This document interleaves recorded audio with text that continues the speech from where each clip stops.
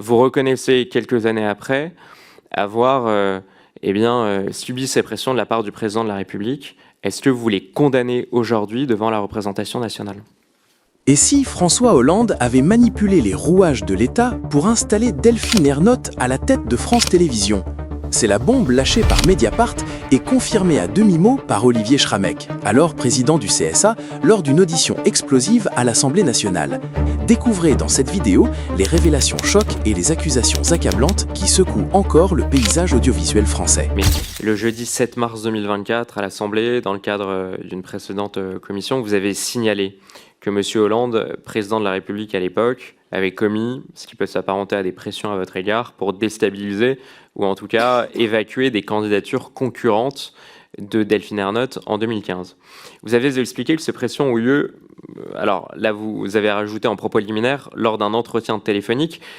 Je vous rappelle les propos que vous avez tenus, je vous cite, « Je n'ai reçu, à une seule exception près, aucune tentative d'influence ou de pression de la part de François Hollande ». Ce qui revient à dire, à une seule exception près donc, que c'était bien une tentative d'influence ou de pression de sa part. Ce sont vos mots.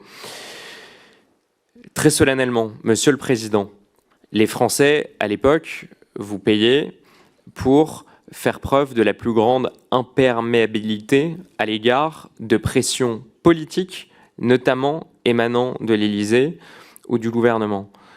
Vous reconnaissez quelques années après avoir subi ces pressions de la part du président de la République. Est-ce que vous les condamnez aujourd'hui devant la représentation nationale?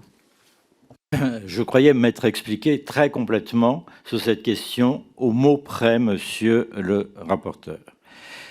Je n'ai pas subi, je l'ai dit et je le répète, de pression de la part du président de la République.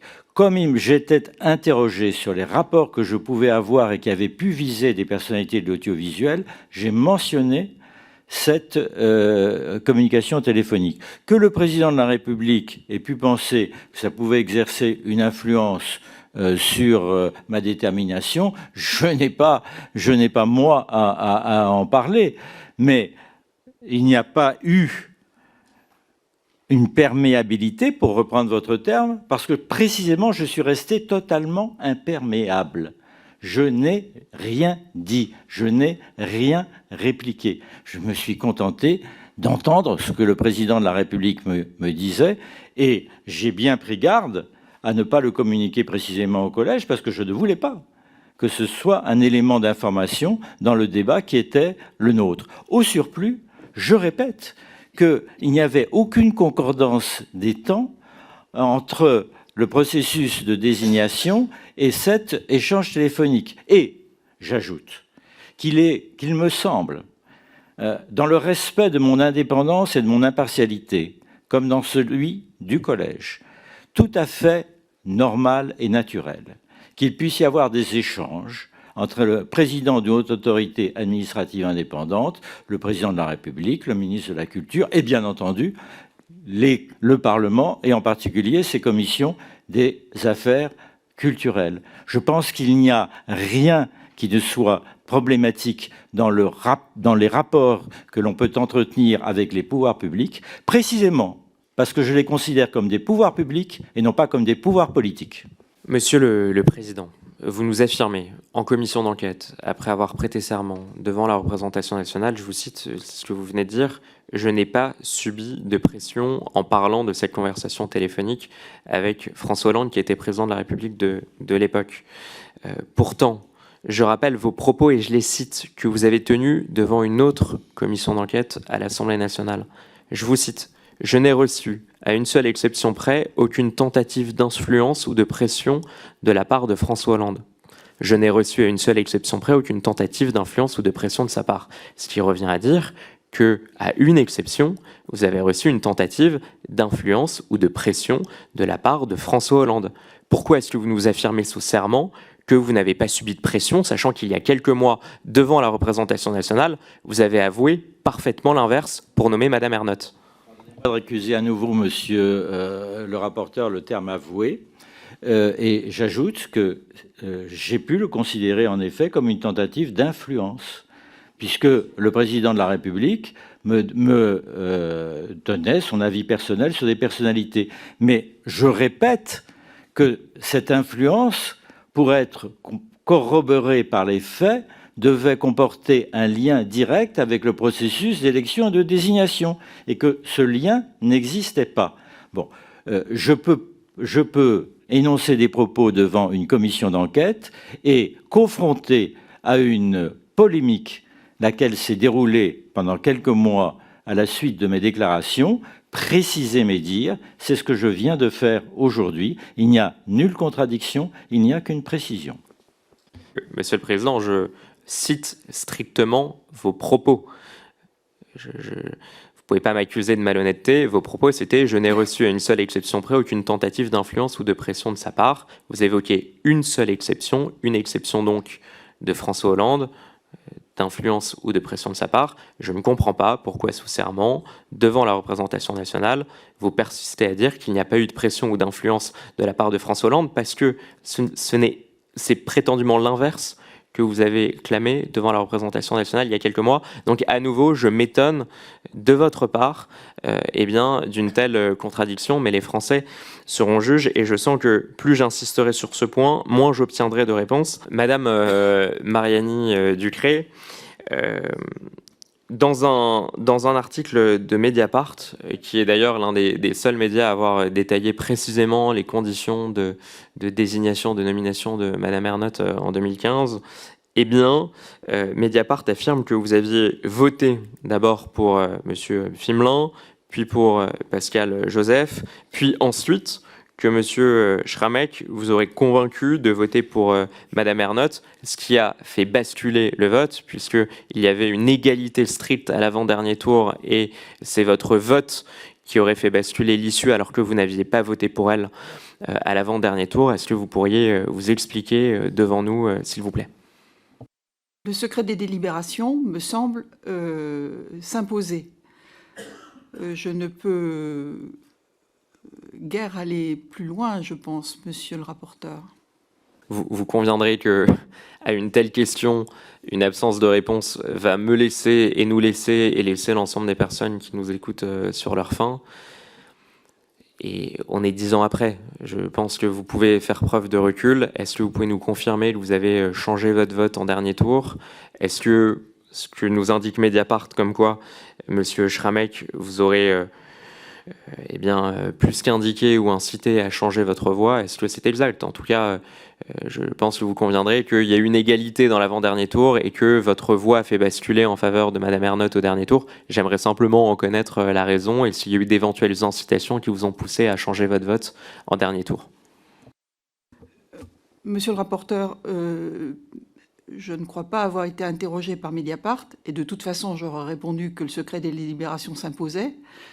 Il est exact que une audition supplémentaire a été décidée par le collège pour 2 candidats qui avaient besoin d'être départagés, puisque, comme l'a rappelé Monsieur le Président Schrammeck, la composition du Conseil à l'époque était de 8 sans voix prépondérante. Donc s'il y avait un partagé voix, il fallait trouver le moyen de progresser dans la délibération pour déboucher sur une nomination effective. Donc le fait que 2 candidats restant en lice, en quelque sorte, aient été réauditionnés et que le collège ait débattu ensuite, a fait nécessairement qu'une majorité a pu se dégager alors qu'il n'y en avait pas auparavant. Je ne peux, je crois, guère aller plus loin si je souhaite m'en tenir aux principes qui régissent et qui doivent régir le fonctionnement du collège. Et encore une fois, je ne crois pas avoir vu de journalistes de Mediapart à l'époque.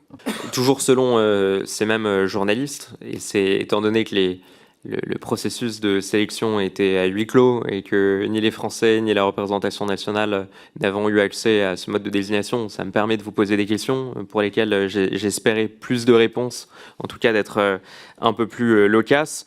Selon ces journalistes qui ont enquêté sur le sujet, ils rapportent que M. Schrammeck aurait, dans son discours introductif, sous-entendu qu'il valait mieux écarter certaines candidatures, celle de M. Hoc, celle de Mme Saragosse, pourquoi pas d'ailleurs pour favoriser la candidature de Mme Ernotte. Madame Mariani Ducré, est-ce que vous confirmer qu'il y a eu d'éventuelles incitations directes ou indirectes à favoriser la candidature de Delphine Ernotte au premier, au deuxième ou au dernier tour.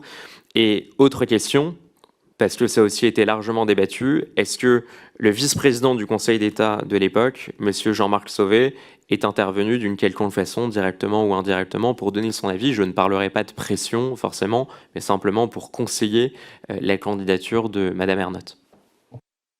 Monsieur le rapporteur, pour répondre à votre question sur ce dernier point, c'est une affabulation totale.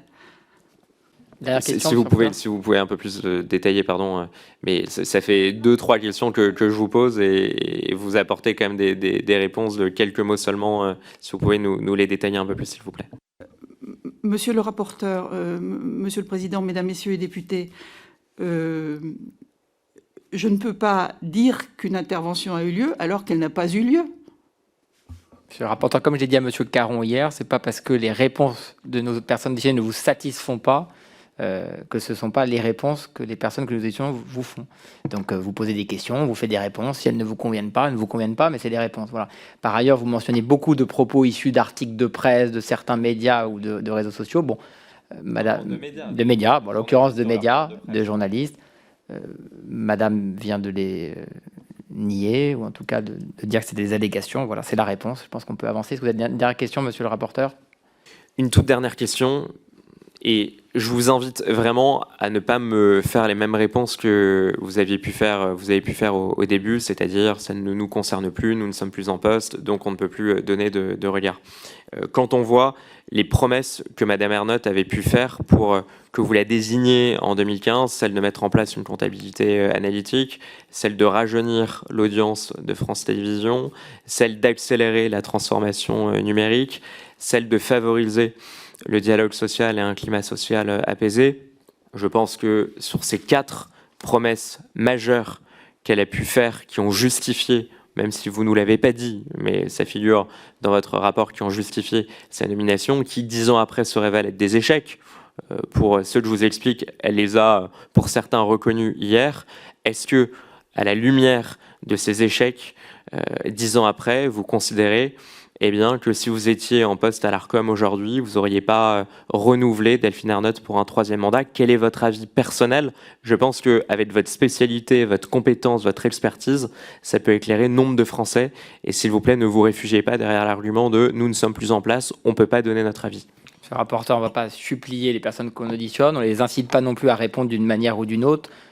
Vous pouvez poser toutes les questions, on a devant nous des personnes qui ont servi l'État toute leur vie. Ça ne les empêche pas de répondre à toutes nos questions, de le faire en transparence, d'aller au bout des sujets. Mais je pense que chacun a sa place. Alors, Monsieur le Président, si Paris était en bouteille, voilà, si vous étiez président de l'Arcom, vous, président de l'Arcom, est-ce que vous nommez une nouvelle fois Madame Ernotte, si c'est la question du rapporteur? Votre micro, Monsieur le Président. Mais ce n'est pas mon rôle en tant qu'ancien responsable et effectivement haut fonctionnaire.